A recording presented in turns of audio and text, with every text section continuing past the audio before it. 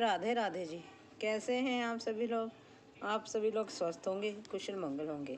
आप सभी के स्वास्थ्य और कुशल मंगल की कामना मैं ईश्वर से करती हूँ कि आप सभी लोग स्वस्थ रहें और कुशल मंगल रहे और आपका समस्त परिवार खुशहाल रहे। आज हम बात करेंगे श्री रामचंद्र जी के बारे में। श्री रामचंद्र जी राजा दशरथ के रघुवंशी उनके ज्येष्ठ पुत्र थे। वैसे तो श्री रामचंद्र जी 4 भाई थे, ठीक है ना जी। और उनके 2 पुत्र थे, लव और कुश, उनकी पत्नी माता सीता। माना जाता है कि श्री रामचंद्र जी विष्णु जी के 7वें अवतार थे। उनके 7वें अवतार को श्री रामचंद्र जी का रूप मिला। और रामचंद्र जी शिव भक्त भी थे। जब उन्होंने लंका पर चढ़ाई करनी थी और पुल बनाने से पहले उन्होंने जब समुद्र पर अपना रास्ता बनाया, उससे पहले उन्होंने शिव जी की आराधना की थी, शिव भक्ति की थी। फिर उन्होंने उस रास्ते बनाना शुरू किया था। और क्या आप ये जानते हैं कि श्री रामचंद्र जी की मृत्यु कैसे हुई? उनका जीवन कैसा रहा? उनका जीवन संघर्षपूर्ण रहा। जब माता सीता धरती में समाहित हो गई थी, जब माता सीता धरती माता की गोद में समा गई थी, उस समय श्री रामचंद्र जी इस दुनिया से उचाट हो गए थे और वह इस दुनिया से थोड़ा कटे कटे से रहने लगे। उनका मन उदास रहने लगा। इन सभी चीज़ों को देखते हुए उन्होंने क्या किया, अपना राज्य अपने भाइयों चारों को और उनके आगे 2-2 पुत्र थे जो उन सभी में उन्होंने अपने राज्य के 8 भागों में उसे बांट दिया, ठीक है ना जी। उन अपने राज्य के 8 भागों में उसको राज्य को बांटने के बाद वह उस राज्य से निकल पड़े और साधु संतों के साथ उनकी सेवा में जुट गए।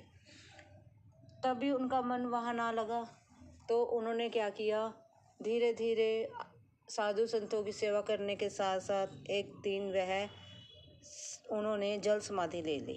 वह जल में गए, एक नदी में गए। नदी में जाने के बाद वह उसी में समा गए।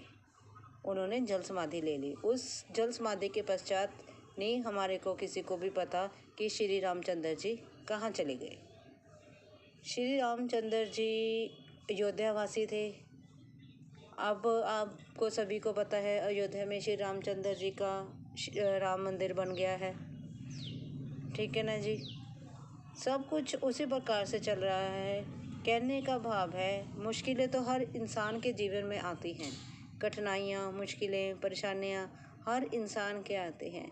श्री कृष्ण जी के जीवन में मुश्किलें थी, ठीक है ना जी। उनको भी परेशानियाँ आई थी, श्री रामचंद्र जी को भी आई थी। और आप सभी ये जानते हैं शिव भगवान को भी आई थी। जब शिव जी की जीवन में सती माता जी ने अग्नि में अपने शरीर को त्याग दिया था, आप देखो शिव कितने परेशान हो गए थे।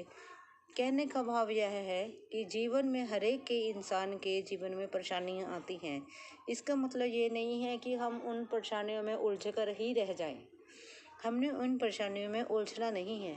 उन परेशानियों को लड़ते हुए हमने उन परेशानियों में से अपने लिए एक रास्ता ऐसा निकालना है जिसमें चलते हुए हमें अपने जीवन को साक्षात और उसमें संयम रखकर उस जीवन को आगे बढ़ाना है।